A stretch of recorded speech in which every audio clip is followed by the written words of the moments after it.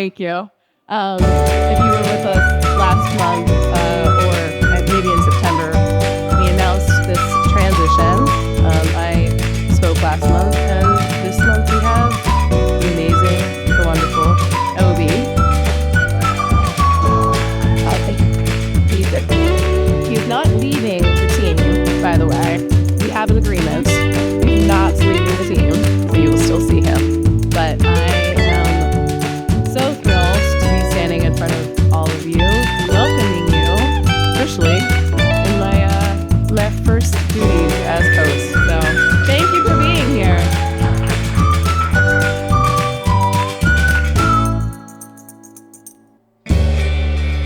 Oh, what button do it? What button do we use? Upward. There we go. Buttons. Got it. Okay, so as you know, we have a global theme every month. Every chapter around the world is doing the same theme. Our theme today is Thread. It is brought to us by Carla D from the Derby chapter in the UK. We are a global institution. And we are now wonderfully sponsored by Adobe. Give it up! Woo! Woo! Yay! We're getting the shot that they wanted. Thank you. Thank you, Deirdre, in the back. Yes, we are so thrilled for our new global partner, Adobe, to have their support for Creative Mornings. As you know, we are a volunteer, blood, sweat, and tears team. We get this done through partnerships and in-kind sponsorships, volunteerism. So we're really thrilled to have their support. We are also so thrilled. This is weird to do this because this is a peace job.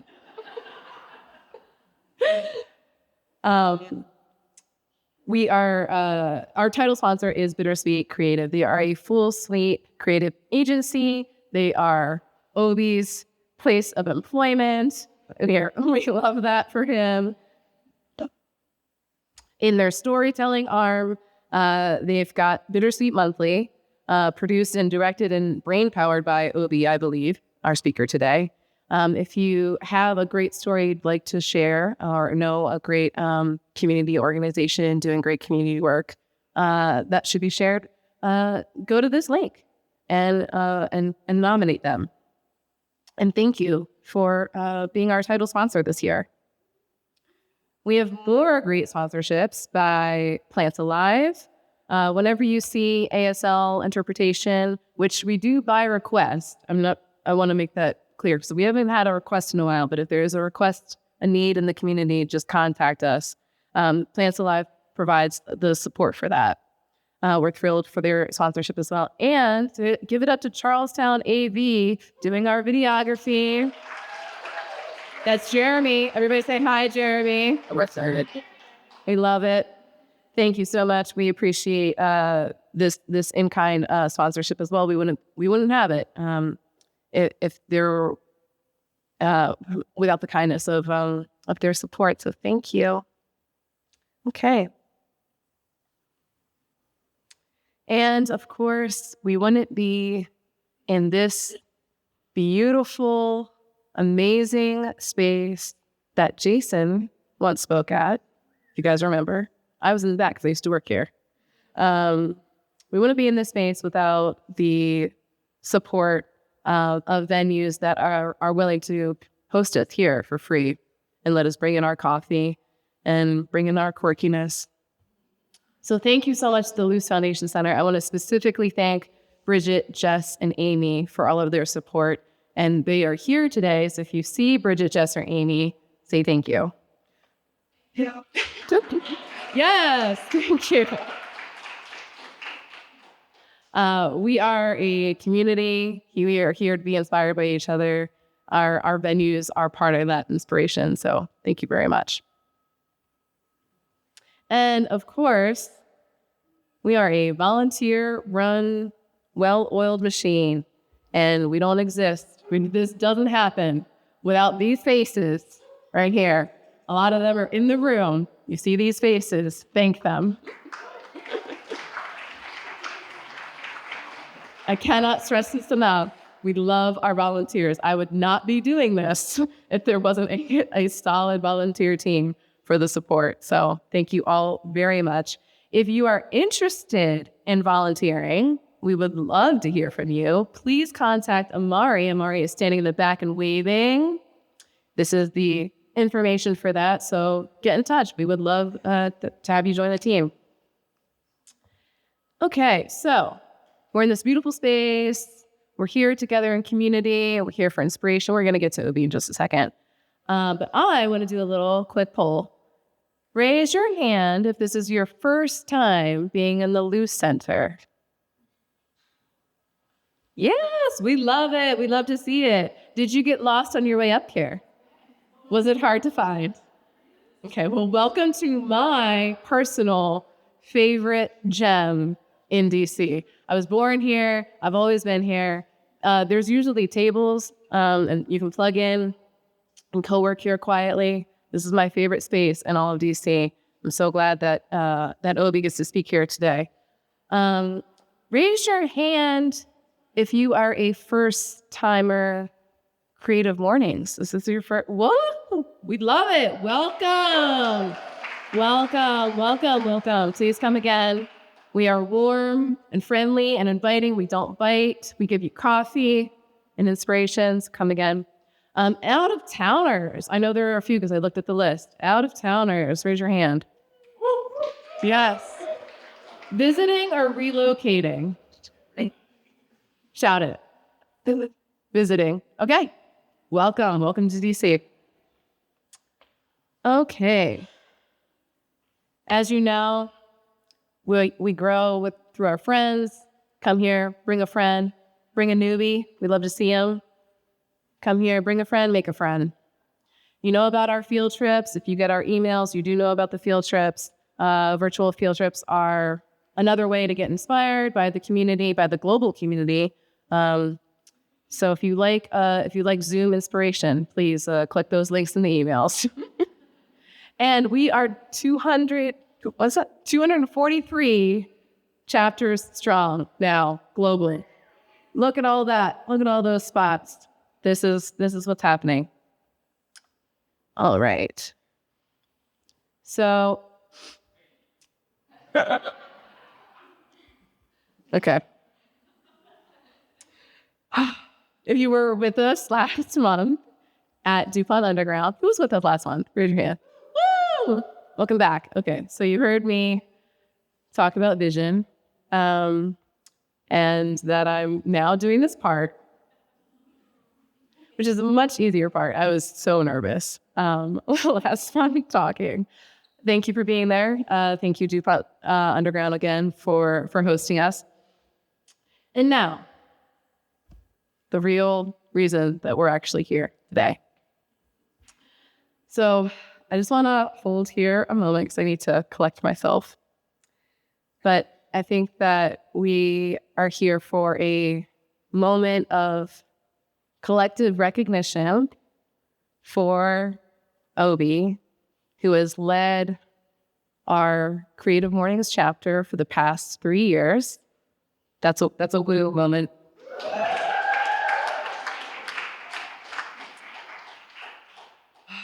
So in one way or another, I think we've all experienced his thoughtfulness, generosity, his inquisitive spirit. I am inspired by Obi every time we're together. He's one of those rare people who is truly curious about other people, wants to make connection and not just the DC networking thing that we're all brainwashed to do. It's a rare find. He talks about this community in terms of depth and not breadth, and that is a value statement. It's a value statement that I think about as I'm taking on this new role. His leadership inspires me to be a better leader, and he's leaving me with exceptionally big shoes to fill. Are they cowboy boots today? They are cowboy boots, confirmed. Fill in those cowboy boots. He's also a writer and a photographer. I am a proud owner of now 2 prints. Yay me. One of them I need to pick up. He's a creative person, creative spirit, and an amazing leader. And I am so thrilled to welcome Obi to the stage. Frick Red.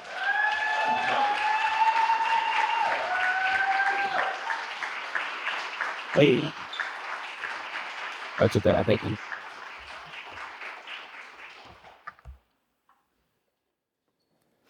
First thing, is this on?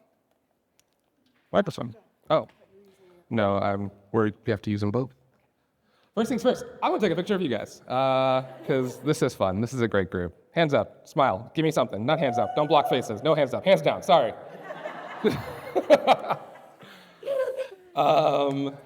Yeah, crazy. This is the hard part. This part is the hard part. Yeah. Yeah. You're welcome. This is fun. God.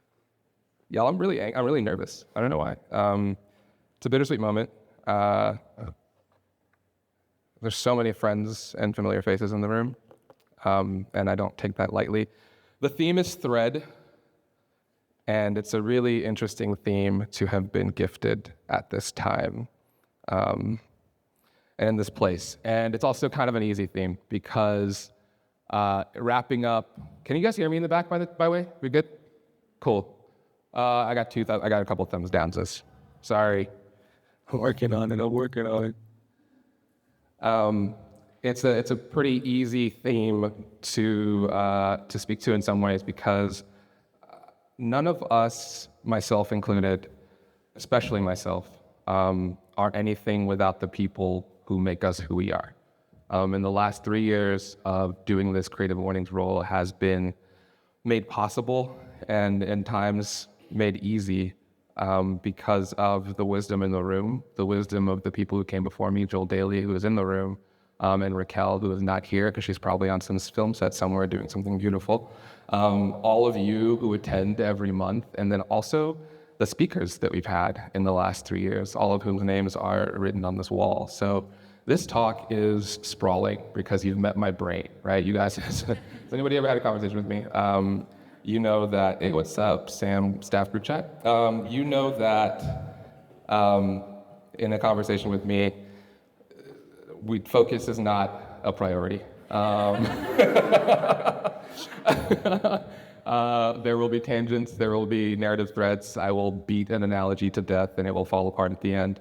But somewhere in there is something that I hope that you can all hold on to, not because of anything that I have to bring to the table, but because of all the things that I've learned from all the names that are on this slide right here. So, and we'll just sort of keep moving. 2021 was when we came back, and we came back just however we could.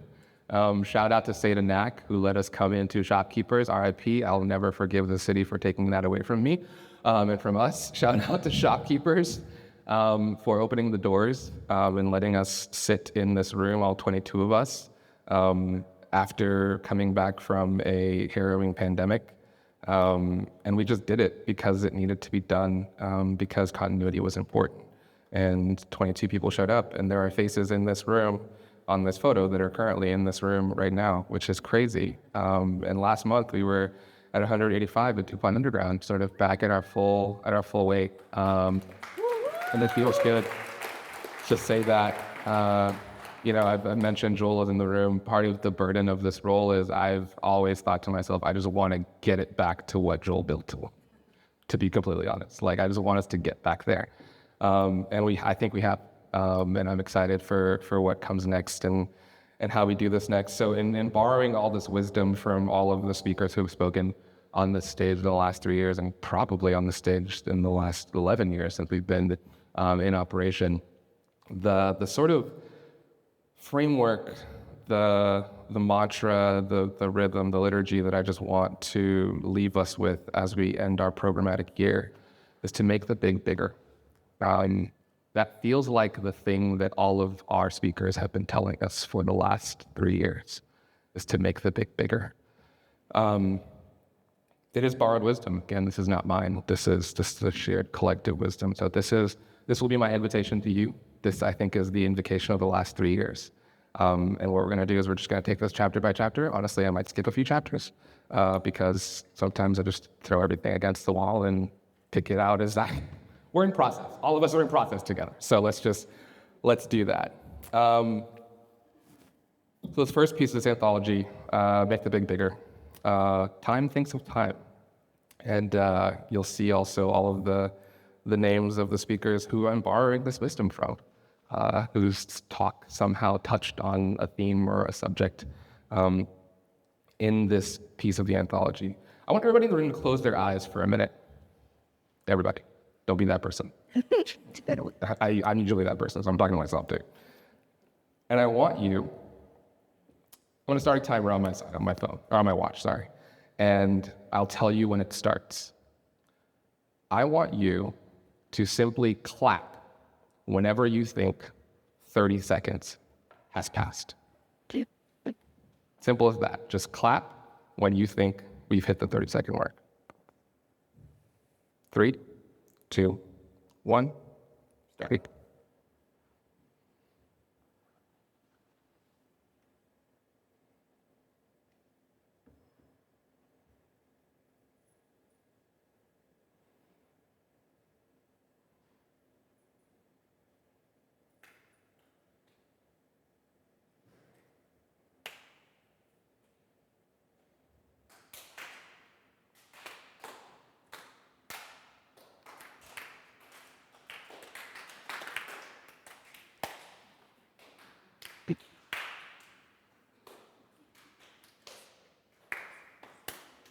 Yeah.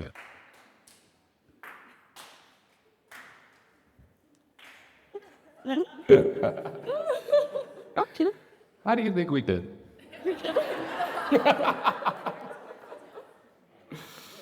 Oh man, I have been a drummer for most of my life. As a classically trained timekeeper, I've had a pretty solid internal clock for most of my life.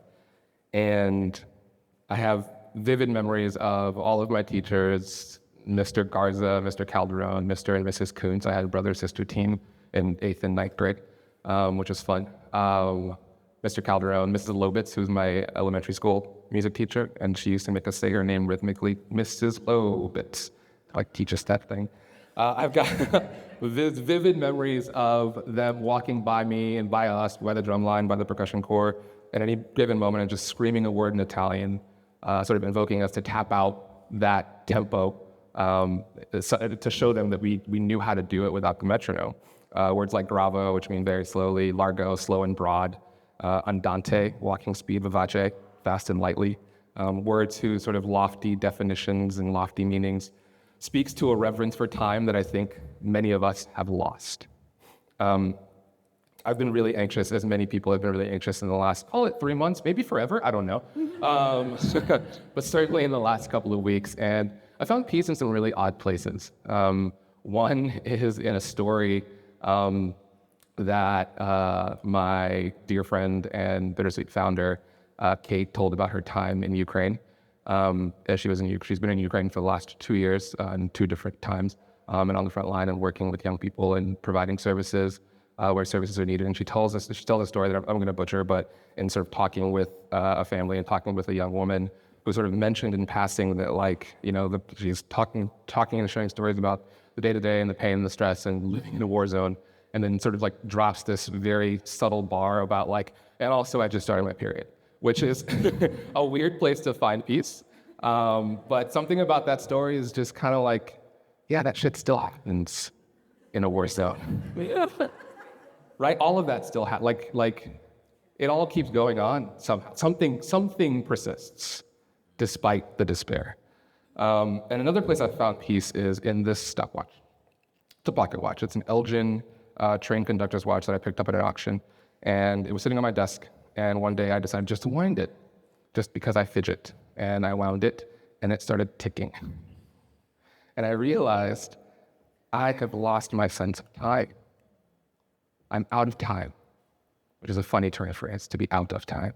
It breeds anxiety just by the very sense of the word, to be out of time. And something about hearing the watch tick brought me so much comfort to know that no matter what's going on outside, and really what's going on inside, there's something beyond that that just keeps going and is unconcerned with our small machinations or our spites or our conflicts or our huge tragedies. It keeps moving because it has to, because alternatively, there's nothing. So I actually want to do something. For the rest of this talk, I want to pass this around the room. I want everyone to just take a minute just to listen to time pass, because I do think there's something there. If you don't want to touch it, don't touch it. I'll just tell you. Yes. We've lost our sense of time, or perhaps our sense of our place in time. There's another place that I found a lot of peace is in poetry recently. And in her poem, Time Thinks of Time, Jane Hirschfield tries to sort of beautifully overwhelm us with the bigness of time. And I'm going to read this. And I want to make available somehow a reading of this, because she reads it so much better than I'm going to read it right now, and her voice is so soothing. But the poem starts with a headline that premiered in a science magazine from the NASA Jet Propulsion Laboratory. It says, 15 years of radio data reveals evidence of space-time murmur. Perhaps like a new planet, you were only a state change. You didn't exist, then did, inside all your colors. Inside your vertiginous unfolding, no eyes were present to see, no mind yet there to take in or imagine. You may try to think of you, time, but you, time, think yourself continually, without need of imagination, assistance, or witness. Think also us. What might have been different could we interrupt you? The pondered diamond that would have been flawless, priced beyond measure, turned instead into department store bauble. Some biological living world that doesn't exist. It could be you were interrupted when thinking of me, your bus station beloved, your 4,000-week-old or so stand. But no, time cannot be interrupted. It can only be bent. Also cannot be kept despite the odd locution, timekeeper, set of wristwatches, nightstand alarm clocks, referees, prisoners. You slipped into our spinning nebulae, as if into the Siberian tiger I once found asleep in the San Diego Zoo, and lay beside a wall of transparent plastic between us, while you, time, ate us both up. Last year's rose bush opening this year's flowers. One of your definitions. Another, what keeps everything from happening at once.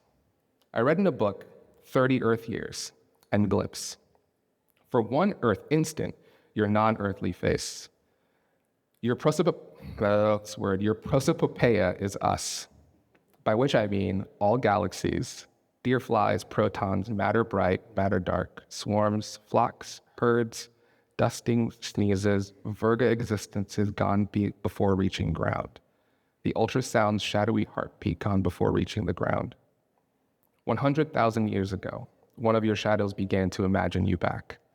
Now, those who listen report a new fingerprint to study the whirls of the space-time equivalent of car horns, jackhammers, and shouts, the dance club floors bouncing. A vibration felt only in the instrument's low-strung ears. Senses vulnerable, human, could not bear it. Senses able to notice you only a certain amplitude, particular speeds.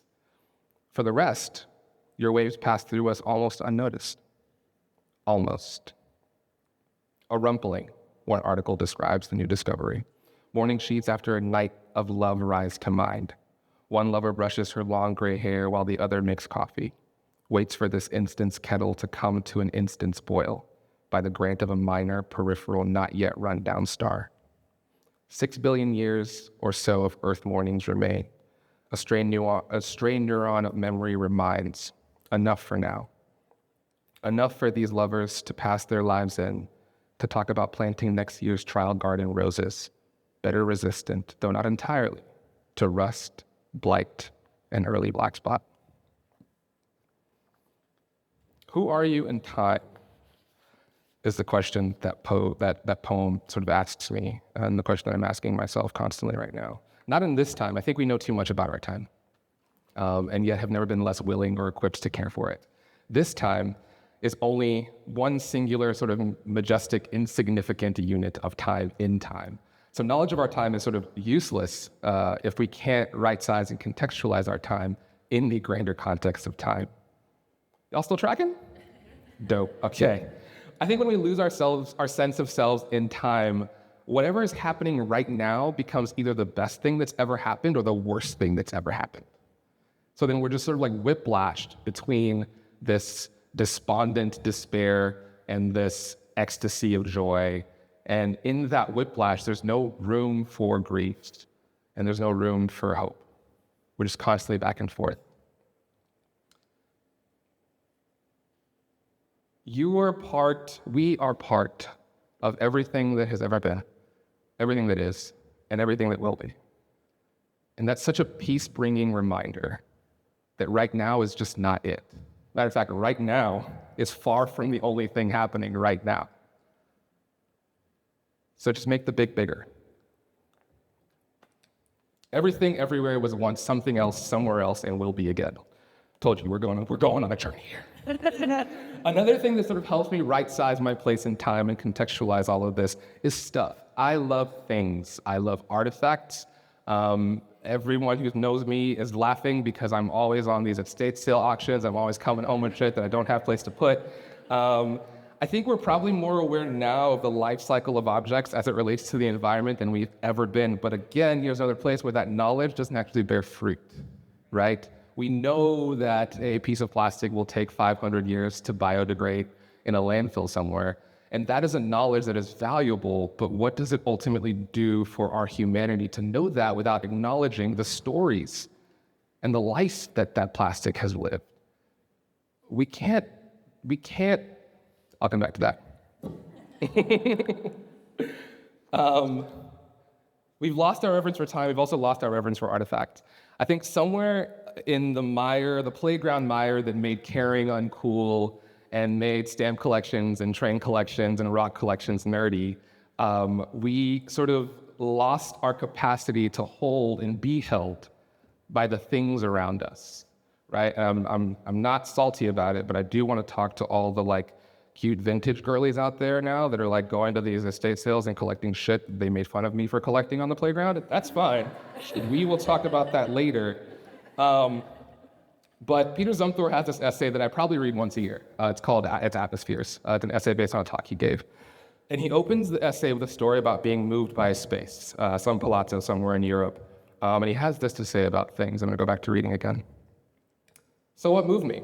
He asked. Everything. The things themselves, the people, the air, noises, sound, color, material, presence, textures, forms too. Forms I can appreciate. Forms I can try to decipher. Forms I find beautiful. What else moved me? My mood, my feelings, the sense of expectation that filled me while I was sitting there, which brings that famous Platonic sentence to mind, beauty is in the eye of the beholder. Meaning, it is in me, beauty. But then I perform an experiment. I take away the square, and my feelings are not the same. An elementary experiment, certainly, please excuse the simplicity of my thinking. I remove the square and my feelings disappear. I could never have had those feelings without the atmosphere of the square.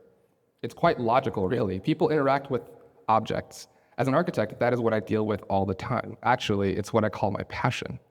The real has its own magic. Of course, I know the magic that lies in the thought, the passion of a beautiful idea. But what I'm talking about here is something I often find even more incredible, the magic of things. The magic of the real world. He'll go on later in the essay to wonder whether the object of architecture itself was not to create receptacle to house objects. I, like Zumthor, am constantly amazed and sometimes very disturbed by the things that people keep around them. Even now, we find ourselves in this beautiful, great hall of objects, the first visible art storage and study center in Washington, D.C. A collective, if we listen to them, hundreds of thousands of years of knowledge, of wisdom, of human expression, sort of all somehow whispering cosmically at a frequency that we have lost our ability to hear across space-time. I picked up a camera at an estate sale a couple weeks ago, which I'm off to do. It's a Canon Super 8 video camera. It came with its original case. I opened the case and I found the original paperwork receipt the purchase receipt, from February 21st, 1970.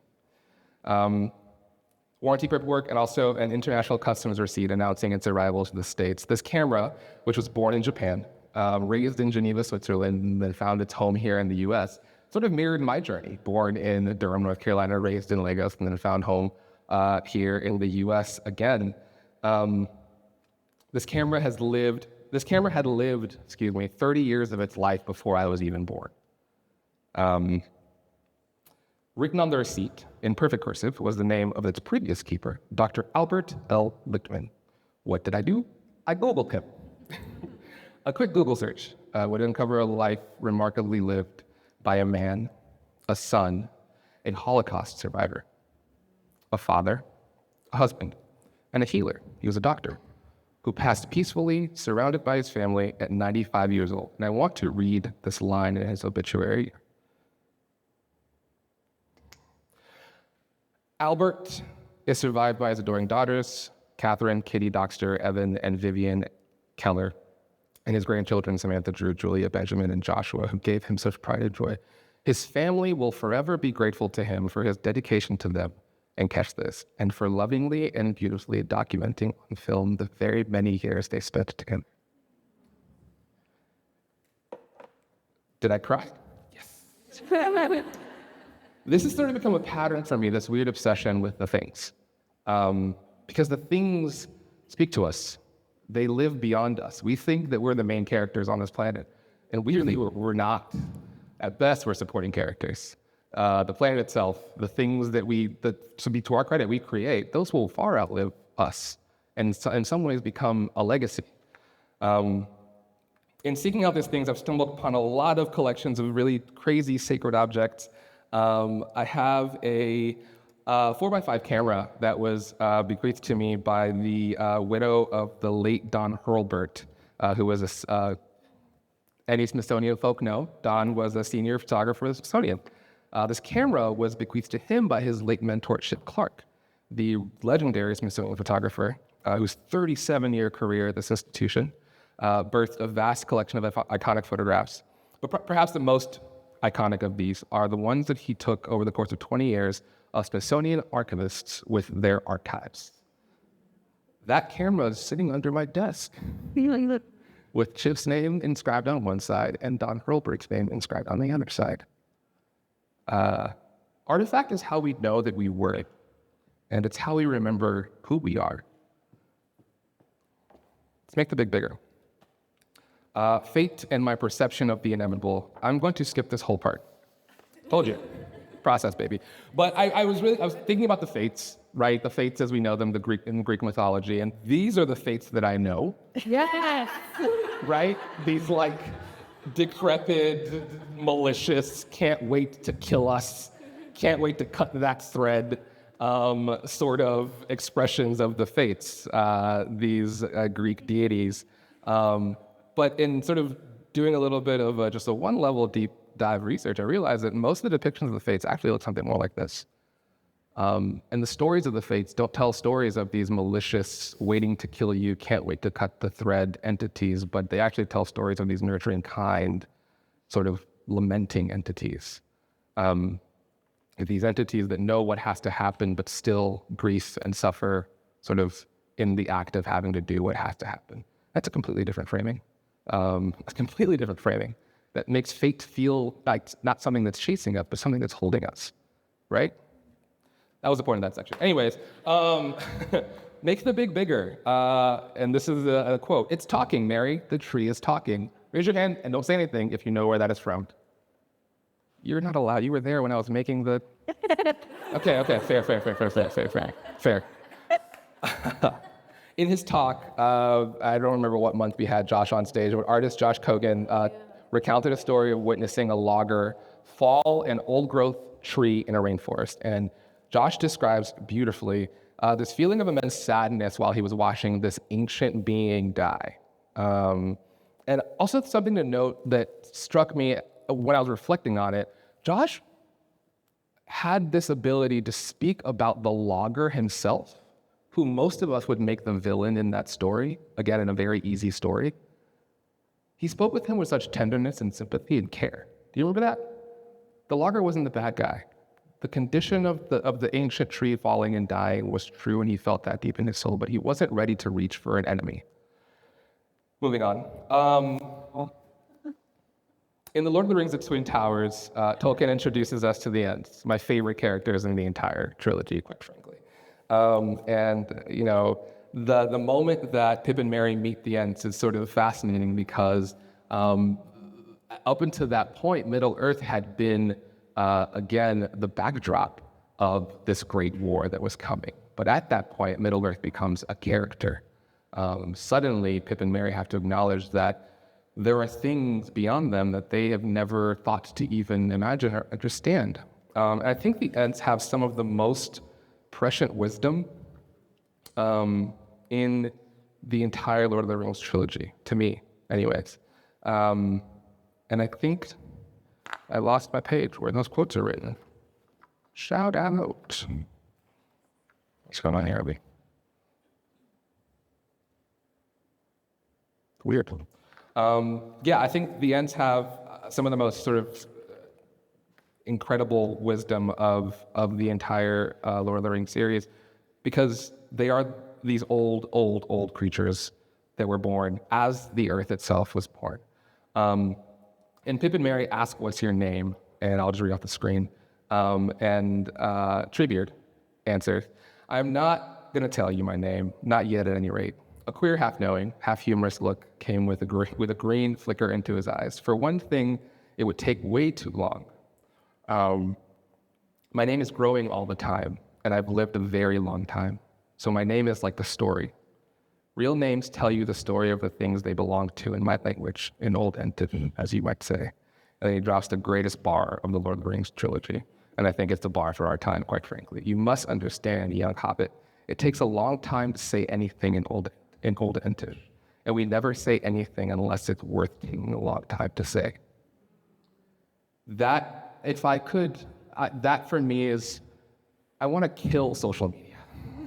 I use it. I'll say it, I use it. I want to kill Twitter. X, whatever we're calling it these days. Because this line to me is the salve for our time. Never say anything unless it's worth taking a long time to say. All of you in this room can call me Obi. Obi is acceptable to all of you, but Obi is not acceptable to everybody. Obi is a term of endearment. It's a nickname. That's what a term of endearment is. My name is Obiekwe, and that name is something I've sort of recaptured in the last 6 years, because that name tells the story of my life and the lives of everyone who gave me that name. So that's where I want people to meet me. And for most of my life, I've given away Obi freely for the convenience of other people. A lot of you in this room probably relate. Anyone who has a quote-unquote weird name, long name, foreign name, all the ways that we say this thing. I've done a lot of thinking and writing about this, but I don't want to give my name away anymore. My favorite thing about my team at work, it's my favorite thing, actually. I don't think they know this about us.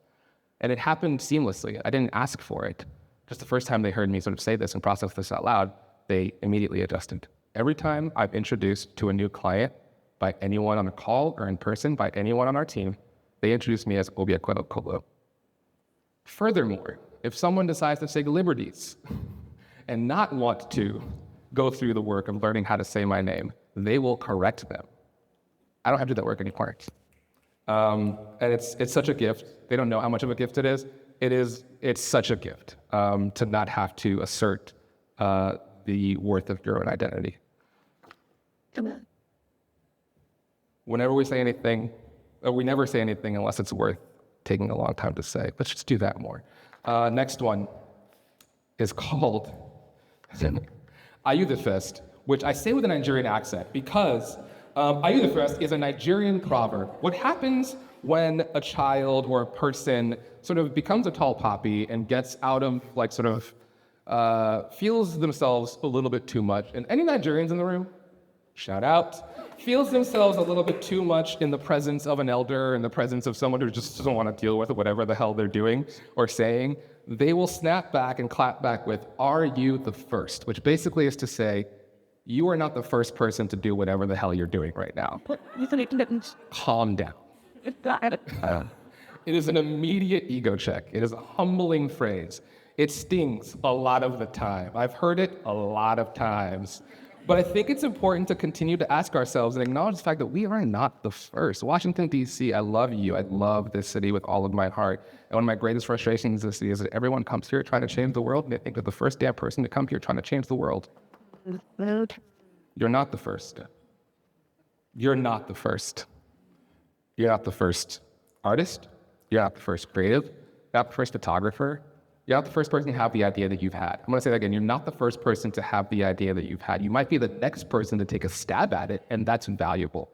But you're not the first. You're not the first church to plant in the city. You're just not the first. And I think we need to acknowledge that deeply in our souls. Wake up to that every single morning and remember that we are part of a long line of people that have come to do a thing. We're just the next part of the narrative. We're just the next part of the conversation. And again, there is deep, deep value to that. But what happens when you forget that you're not the first is you make dumb ass mistakes.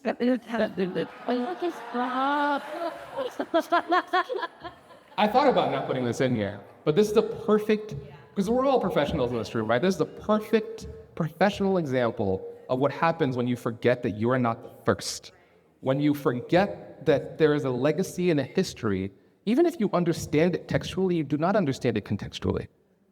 Like you can have a head knowledge about the history of Marion Barry, which many people do, but you don't have an embodied knowledge of that history. Right. So don't touch it. Simply put, just don't figure out something else. How many times did this idea get pitched and repitched and edited and re-edited and it still made it through? Because collectively, I think we have forgotten that we are not the first. And the thing about fighting against Middle Earth will always win. The ends will always win. At the end of the day, this thing that's bigger than us is the main character, right? This community. I think this is one of the most sort of fascinating and satisfying parts of this whole thing is, as much as like there was some debate and conversation about like, oh, are we being too sensitive? Fundamentally, everyone was like, nah, probably not. we should maybe just end this battle. So ask yourself, every morning wake up and say, I'm not. Are you the first? You're not. You're not. An imperfect analogy about where it all falls apart. Make the big bigger, please. I think about things analogously. Analogies are very helpful to me, and I know they're very confusing for people. And even when they fall apart, they're still very helpful to me in building an understanding up to the point they fall apart. And I also look at things at scale pretty often. So if you look at the scale of a thread, if you go back one, a thread is formed of fibers, right? So fibers of being then get woven to sort of spin this like thread of life, right? And that's the fates idea. Sort of, I went down that tangent after thinking about this. I was like, oh, the fates, they cut the thread. That's when life ends. That's cool. But this thread of life is sort of when the fiber and time meet. A fiber over time is a thread. Go with me. So we have to be in time. The fibers of our being have to be embodied and contextualized in time for us to live a life worth threading. And when we take those threads, when I take my life and I weave it with HMs and she weaves it with Kaylee's and Lori's and Dave's and Jason's and Reggie's and Lena's, what we end up is with this beautiful social fabric. Threads make fabrics. Fiber, thread is fabric, right? Right now we're grappling with what we call a sort of a tear in our social fabric, a fundamental falling apart of our social fabric. And there's a few ways that fabric falls apart. Again, go with me. Fabric falls apart when the threads deteriorate and become unwoven. Right? So we take that analogy of like, what is an unwoven thread? That is, my thread and HM's thread that were once woven tight together are becoming frayed and we're becoming more separated. We're losing ourselves in time. We're losing ourselves in place. And the things that bind us, which is just proximity and fidelity and relationship, those things are beginning to fall apart. And that will lead to a tear in the social fabric. The other way that fabric tears is sort of the more violent one that we see, right? When you pull as hard as you can, and then it rips. That, we see it, and we think, oh, the fabric just tore all at once. But what actually is happening there is it's not necessarily a breakdown of the woven threads. It's actually the breakdown of the fibers. The fiber is the first thing to give way. And then what we see is the tearing of the fabric. So if we talk about our social fabric being frayed, many of us are lamenting that, but we're looking at the fabric itself and saying, you gotta fix yourself. And maybe, just maybe, we need to be looking at the threads and saying, oh, where are the threads in my life that need to be rewoven and rebonded? Or we need to look deeper within ourselves individually and say, am I good? Am I good? What's the fiber doing? Where is the fiber of my being? Because if my social thread, if my social fabric, if my community is breaking down, it might be my fault. Jane Hirschfield, again, I want you guys to just go read Jane Hirschfield. I just really am enjoying her right now. I'm a thread in an endless fabric. I am not a cut-off, isolated phenomenon. And I just feel better when that sense of the full fabric of existence going backwards in time and forwards in time and outward in every direction accompanies the small boat that I am rowing through in this world. Make the big bigger. Empathy is about me. Guys, I'm going to blow through this next part because, as usual, I'm going too long. You become the thing that you hate in this world. And for a long time, I sort of hated the preacher that raised me in church. But here I am, doing the thing that he always did, standing, talking for too long. Oh, good. Okay, cool. Nell Noddings is a philosopher that I was recently introduced to, and Nell Noddings has been another source of wisdom for me in these last few months. And Nell Nodding has a phenomenology of care. Sort of her fundamental orientation for what human beings want and want to do is to care and be cared for. Very anti-Aristotle, who basically said if you throw all of us in the room and introduce scarcity, we're going to kill each other. That's what we do. Nell Noddings would say, no, sure, maybe, but the motivator is not violence. The motivator is care. Which again is very, very similar to like the fates that I knew from Hercules and then the fates that I discovered in actually studying the mythology. One is a very scarce look into the human existence that ends in all of us dead, and the other one is saying that might be an outcome, but that's not the motivator. So if we can anchor back to the motivator. But she asks these questions that I'm asking you today, and I'll give you some definitions. What do I care about and what am I caring for? Now, Noddings would identify caring about as our ability or capacity to reach from the heart sympathetically or empathetically to something that we cannot reach with our hands. I care about something that I cannot affect. Important. But also caring for things is deeply important. I think that we're at a time now where we care about so many goddamn things and are caring for so little. What happens when that happens is everyone has opinions, everyone has a think piece, everyone has ideas, no one has any embodied knowledge, no one is willing to put their bodies on the line to care for a thing. All of us in this room, if I asked you, would say, I care about the unhoused, unless you're a sociopath, in which case, like, do your thing, whatever. I care about the unhoused. How many people are willing to engage with someone who is living in housing insecurity? In all of the challenge of that engagement, in not knowing who they are. I don't have to ask that question, because many of us are afraid of the stranger sitting next to us on the bus who are clearly housed visibly. Like, that's just, you know what I'm saying? Like, caring about something is fine. Caring for something is living. And if we over-index for the about and miss the for, another question that she asks is, am I caring for the things that I say that I care about? That's sort of the thing I was going on. Am I caring for the things that I say that I care about? Are my hands dirty, is another way to say it, with the things that I say that I care about? And in that care dynamic, am I the carer, the moral agent in the situation? She asks a lot of questions about, like, when we talk about a phenomenology of care, who is the moral agent? Who is the orientation of that care? Is it you, the person giving the care, or the person receiving the care? In a lot of cases, it's like the whole one L.B. Kurtz thing. In a lot of cases, I use quotes because it's a book, not because I don't believe in it, sorry. In a lot of cases, the moral agent is the carer, the caregiver. We're not asking people what they need. In a lot of cases, we're just giving them what we think that they need. I'm going to move through this. She broke my brain when she talks about empathy and sympathy as modes of attention and modalities of attention. And attention is sort of the fundamental, the food of care. So she talks about empathy, and she sort of points out that empathy is a Greek-derived word, but has a Western and masculine English use and expression. And what it means is the projection of one's own personality into the personalities of another in order to understand him better. intellectually identifying oneself with one another, or with another self, right? It's a projection of one's own personality into an object with the attribution to the object of one's own emotions, responses, also called a pathetic fallacy. So to be empathetic is literally to project your understanding of yourself into another person so that you can understand them better. That is helpful in some cases, but where it falls apart is in this world where we're caring about things and not caring for things, right? Because we're constantly projecting. I'm married to a woman, right? This is actually a perfect example. Maggie and I had a conversation about our last name that I call the shortest oppression Olympics that's ever happened in the history of time. Because she, frustrated, was like, I don't think I want to take your last name. I don't fully understand the patriarchal element. I don't necessarily buy into that. I'm not like, dogmatic about it, but it doesn't feel right. And I was like, that's cool. You don't have to. Don't do it. And she was like, well, would you ever take my last name? And I was like, well, like the British. So like, can't do that, right? And that was the end of the conversation. And in that situation, right, that's it. So I'm Obiekwe Okolo and she is Maggie Connolly, and that's what it's going to be for the rest of our days.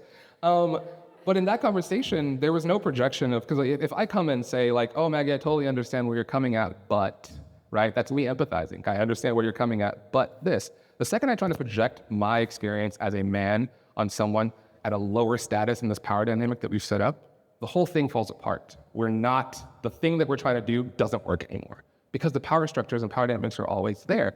She goes on to sort of talk about sympathy, and I'm just gonna say this and we're gonna drop it. It may be that empathy, which is a fairly new word, was introduced by thinkers, mostly men, who found sympathy too soft and wanted a cognitively more respectable word. But sympathy, the idea of feeling with, more nearly captures the affective state of attention and caring. Even the definition in physics seems more useful. A relation of harmony between bodies of such a nature that the vibrations in one cause a sympathetic vibration in another. In the analysis of caring, however, we must note that directionality is from the cared for to the carer. So sympathy is making the people we're caring for the moral agents in the care, in the attention. It's harder, and it's actually more sacrificial to me as I see it outlined. Because to sympathize with someone is to put down that power dynamic and put down my identity as a man and say, I just want to sit with you for as long as it takes for me to weep for what hurts you. And it takes a long time, to be fair. It's not something that happens quickly. But it is a dynamic of care that requires that specific type of attention. And fundamentally, the practice of attention, of sympathy that she talks about, sort of like the inviting question is, what are you going through? Mm-hmm. First, to suffer with you, I have to know what you are suffering from, or what is suffering you.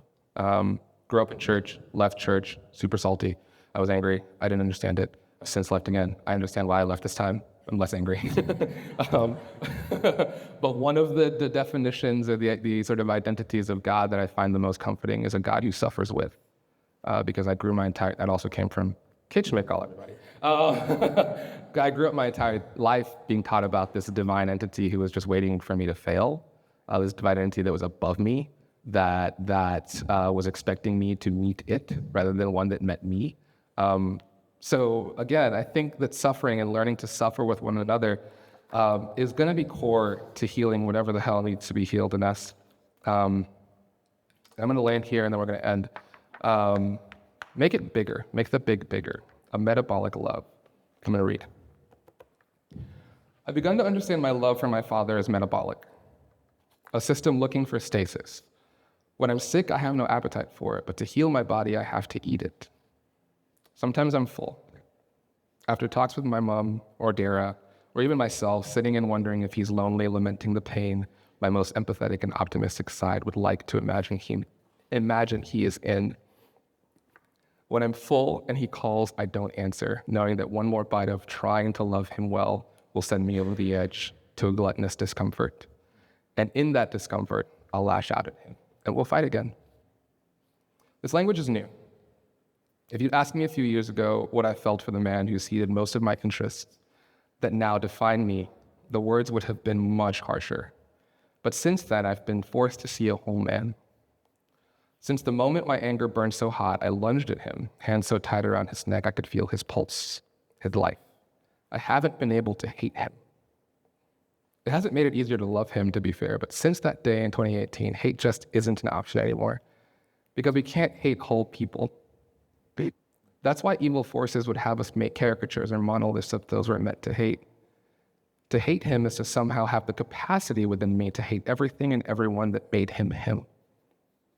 My ill-equipped father had an even less equipped father, who himself had a less equipped father, who himself had a father met with the impossible choice of becoming a slave or a broker for slavers, selling his soul to preserve his flesh. They and everyone who informed them were force-fed lessons of colonization, lessons that are still viral in the West African male body today. My father met maturity with the backdrop of a violent civil war and met my mom at the same time. My father was a musician and an artist and a writer and a lover of art and had all those flames in him snuffed out by a culture of fear rooted in generations of instability, seeded by the West. A culture that demanded provision, security, notoriety, and a limited view of professionalism over any sense of self-expression or actualization. A culture that says, as he said to me, nothing is worth doing if it isn't done for money. He and I couldn't be more different, yet I come from him. I am of him. So here I am, hungry.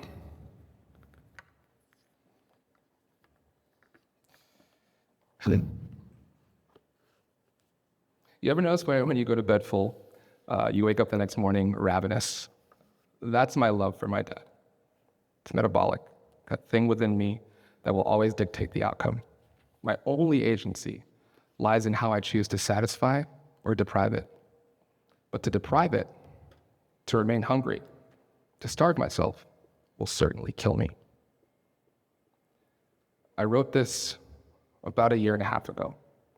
I've been working on this collection of writing, and I went back and read it.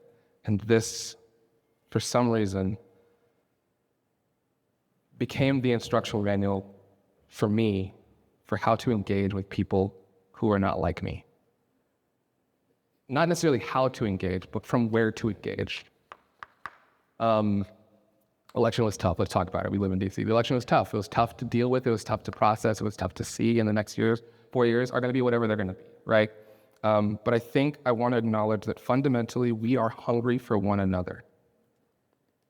That's what makes us human beings. We don't want the thing that we have. And I know that there's a lot of conversation about what is safety and what proximity is unsafe versus what proximity is safe. And I think we can get to that. But first and foremost, I think we have to acknowledge that we are hungry for each other. The only thing we can do is control how we satisfy that hunger, how we satiate that hunger, not to starve ourselves. A lot of language about oh, I'm never talking to this person again, or don't unfollow me if you did ABC, XYZ, or, I know Thanksgiving, my family. This is the oldest shit. I want us to just do something a little different because what we did last time clearly didn't work. Suppressing our hunger will not save us from starvation. We have to address the hunger. And that doesn't mean we eat it all at once. That just means pick up the phone. And for me right now, satiating my hunger for my dad means picking up the phone when he calls and having an asinine conversation about the weather. Because that's what he can offer me right now. Is it fair? No. I can also address that. It's not fair. It's not fair at all. But then what? I can die being mad that it's not fair. But I got shit to live for. Make the big bigger. I want to do one more collective silence. This is what we've done every time we've met for the last year. It's 10:01, loose. Am I good to go for 3 more minutes? Hearing no objections, we will go. Okay. We do a collective silence because I held the mic for 3 years and I said we were going to do a collective silence. And I believe that collective silence will be healing. Typically we do it, and I sort of invite you all to bring whatever you're bringing. Feel nothing, joy, grief. This time I'm sort of going to ask you what to feel. And fundamentally what I want you to feel is to be overwhelmed. I want you to feel overwhelmed. Because I think that's where we got to go next. We got to go there, and then once we're there, once we're at that bottom together, we can figure out how we're going to climb our way out. And we have nothing but each other to rely on. So we're going to do 3 minutes. For the first minute, I want you to silently meditate on the fiber. Where are you at? what you got. What are you bringing into the room? What hurts? What feels good? What's stressing you out? You again, I'm gonna say you, not the greater we, like not what's stressing all of us, not all the election, that's low hanging fruit. What's hurting you? What is you? For the second minute, I want us to focus and silently meditate on everything around us, the building. I want you to try to hear the murmur of time. Where's the watch in the room right now? Nice, still moving. Okay, move it faster. It's not getting, we're only halfway there and we're almost done. Jeez. I want you to reach for the murmur of time. I want you to try as hard as you can, see if you can feel the metro passing under the building. I want you to sort of meditate and feel everything around you. And for the last minute, I want you to turn your attention to the person next to you. And I really want you to fight in silence to sympathize with them. I want you to feel whatever the hell that they're feeling. And if you need to mouth to yourself the question, what are you going through, to get there, just as sort of an exercise or a mantra, do that. Whatever you need to do to get there. But again, the point of this exercise is not to run away from the overwhelm. I want us to bring it all to each other and together, not vocally, but just humanly and silent. Sound good? Let's rock.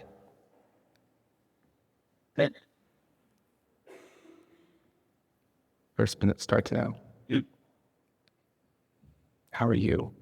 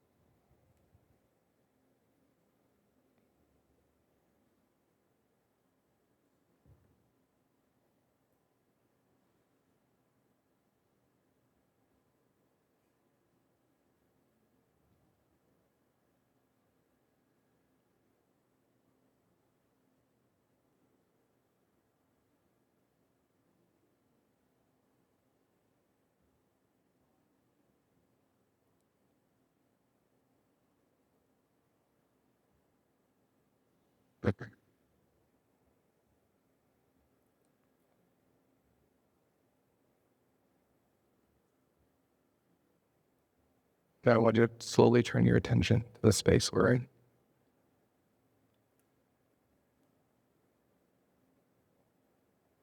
Feel the place. Take some deep breaths in.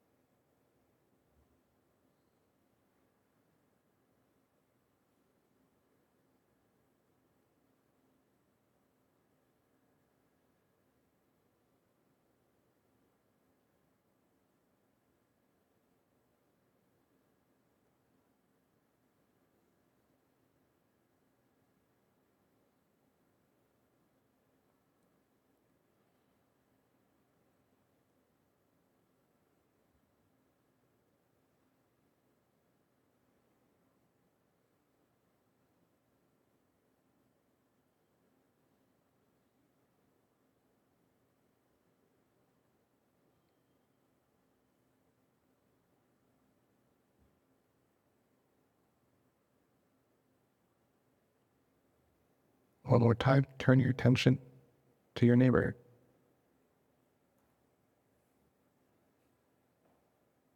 What are you going to?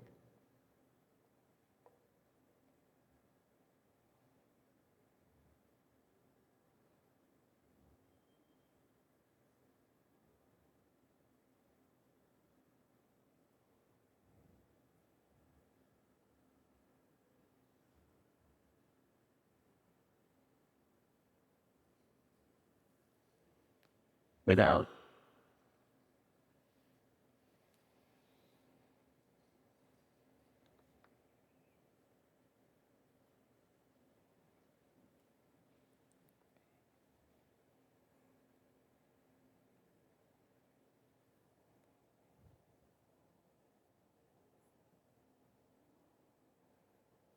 Slowly come back. Take a deep breath. Let it up. Deep breath.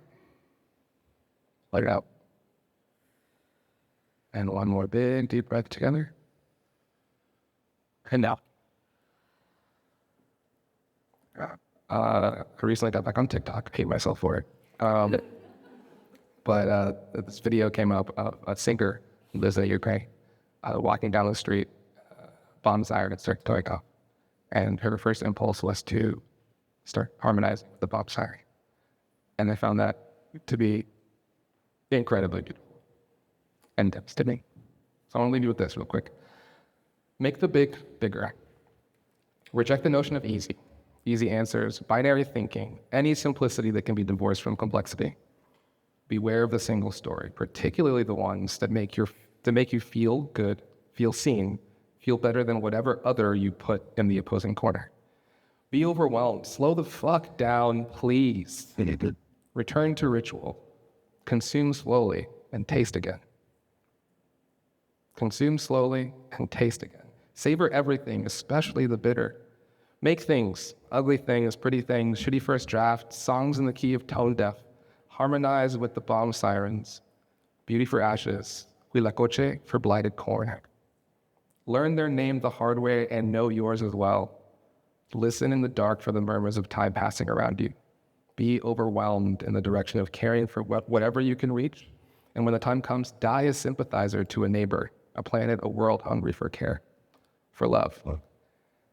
Thank you all for the last 3 years that have been so much fun. Thank you for your time.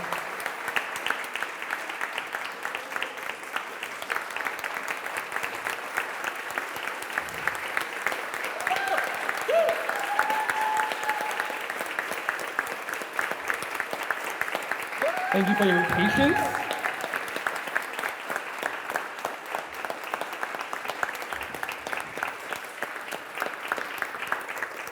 All right, that's enough. That's good. That's good. We're good.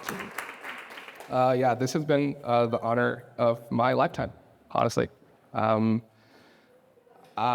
you want to come do the last part?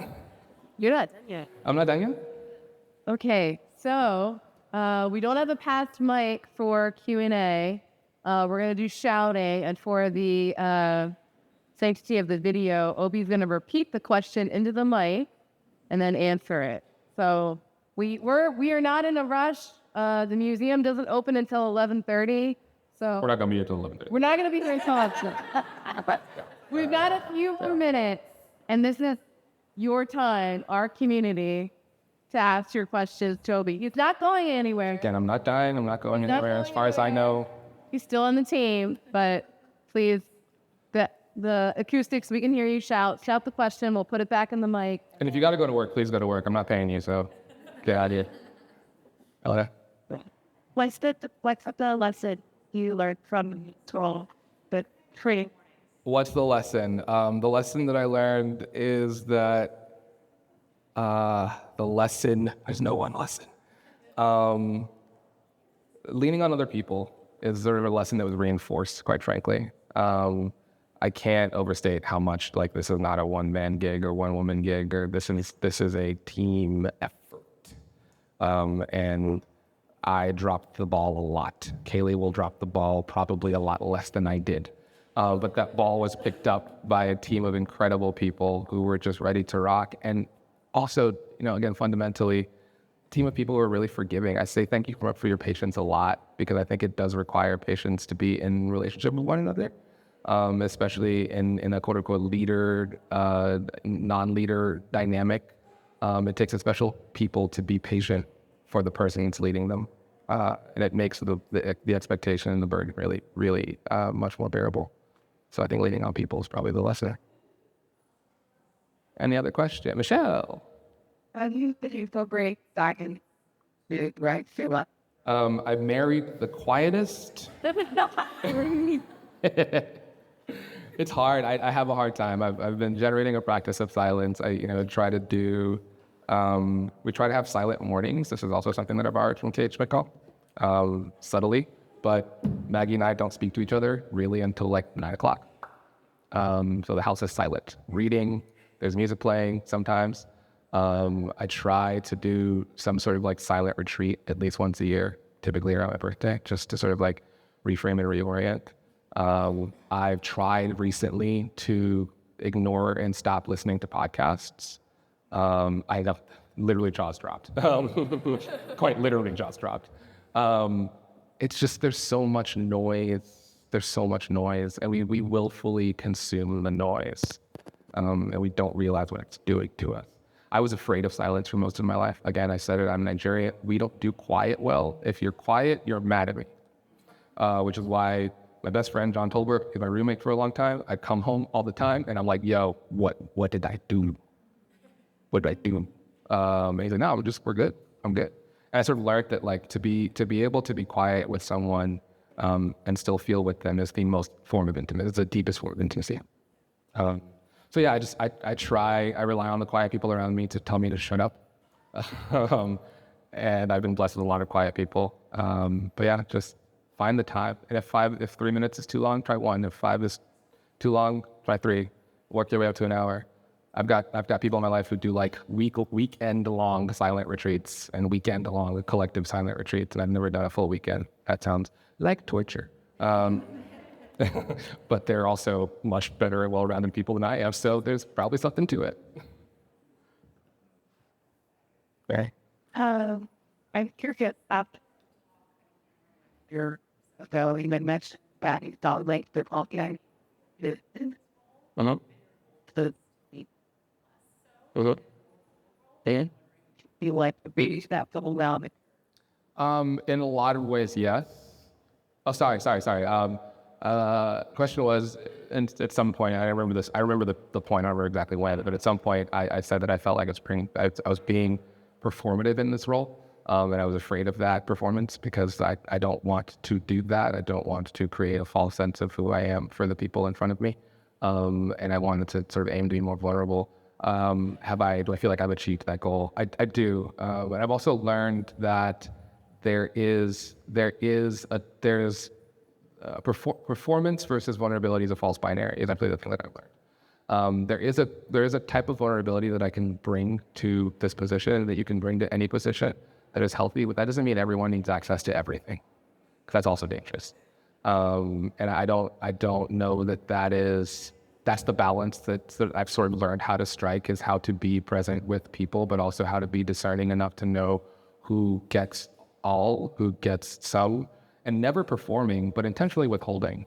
I think that's okay. I think, again, and I've talked about like relationships of fidelity versus relationships of intimacy. We should probably have less intimate relationships than we have sort of faithful relationships.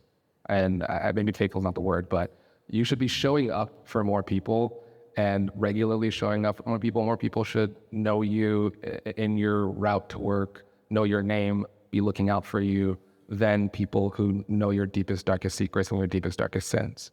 I think that's the balance of a healthy community. And that's the thing that I've learned, is just performance is actually not necessary to protect myself, because that's ultimately what the performance was. It was a form of protecting myself. But in doing that, I'm actually damning myself. So yeah, it's a good question. I think that those answers made sense. Any others? Any others? That's it. Beautiful. Love you guys.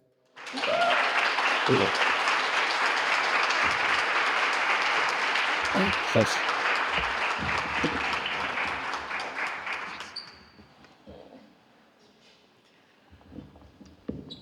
Yeah, bye.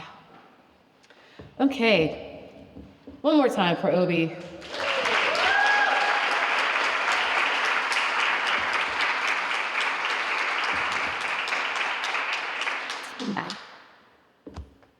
The shoes I have to fill.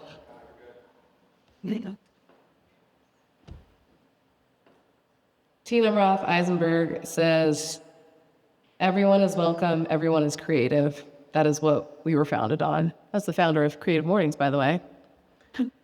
That's what we were founded on. This community, I think, Obi's leadership the last 3 years, is going to continue. I think that's the point of thread, right? Some of the threads that are hidden in this talk today. We are back at the spot where Jason Reynolds spoke, where I was in the back with Bridget, setting up chairs, making sure coffee wasn't spilling. That's when I worked here. All of it is connected. This beautiful piece above us is a fascinating symbol of Black life and Black power. It's this, if you can't see it. So thank you for the threads. And thank you for being in this community. And in all of the uncertainty, in all of the chaos, in everything we're feeling right now, everything we're gonna be feeling, every headline that comes at us and gives us more to process, this community continues, all right? Well, we will be back in February. We're going to take a little break, December and January, as we do for volunteers. But we continue to be a space where everyone is welcome, everyone is creative. So we have that. Once again, thank you to the Sam and Luce team for letting us be in this beautiful space.